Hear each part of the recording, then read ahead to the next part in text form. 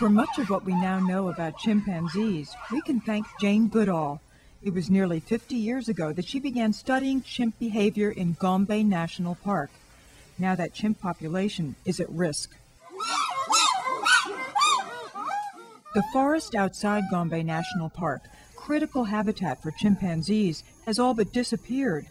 To save the chimps, the Jane Goodall Institute is working with communities to change human behavior and provide economic stability. They've teamed up with Green Mountain coffee roasters to help boost the quality and production of one of Tanzania's best natural resources, coffee. If the chimpanzees knew how this deal with coffee was going to help them, they'd, I'm sure, be really very excited. They would want to send a message to everyone at Green Mountain Coffee Roasters for all the help that we've had. It will make their future more secure. It will benefit the farmers because they're going to get a secure livelihood, and it will benefit coffee lovers, including me, because it's going to be great coffee. At the Jane Goodall Institute, Emmanuel Mtidi promotes conservation and sustainable farming.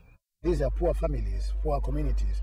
They were overusing the natural resources, like the trees and the wildlife. But if they get something to replace that, coffee is the perfect replacement. Lindsey Bolger is the chief buyer at Green Mountain Coffee Roasters and a world-class coffee connoisseur. There's a fruity note too, I think. Maybe mango? Yeah, okay, excellent.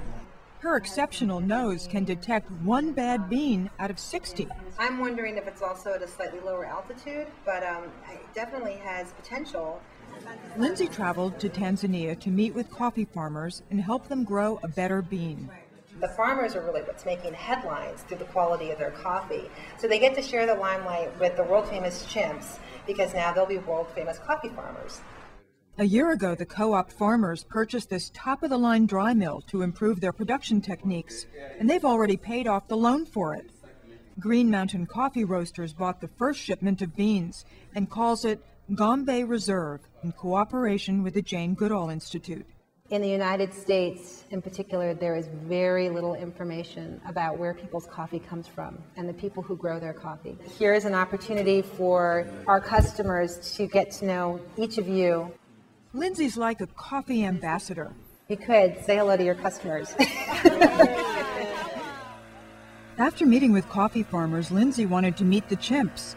It took a 2.5-hour boat ride up Lake Tanganyika, past beachcombing baboons, and the growing evidence of serious deforestation. There's a delicate balance between the human population and the remaining chimpanzee population, and trying to protect that balance is why we've made this journey.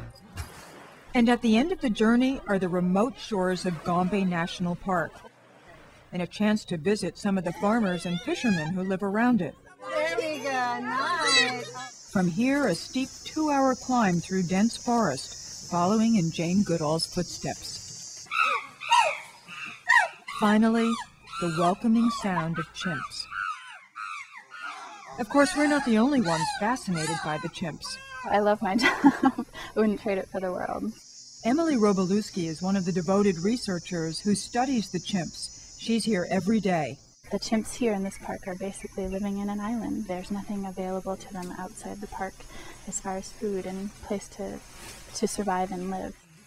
For Lindsey Bolger, seeing the chimps confirms the urgency of Green Mountain Coffee Roasters' mission. Being here is such a context-forming opportunity to really help to understand and appreciate what our activities are all about here. I mean, they're whimsical beyond belief, and yet there's something so human and so endearing about them because they're so much like us. I doubt they drink coffee, though. Reporting from Tanzania, I'm Roberta Baskin.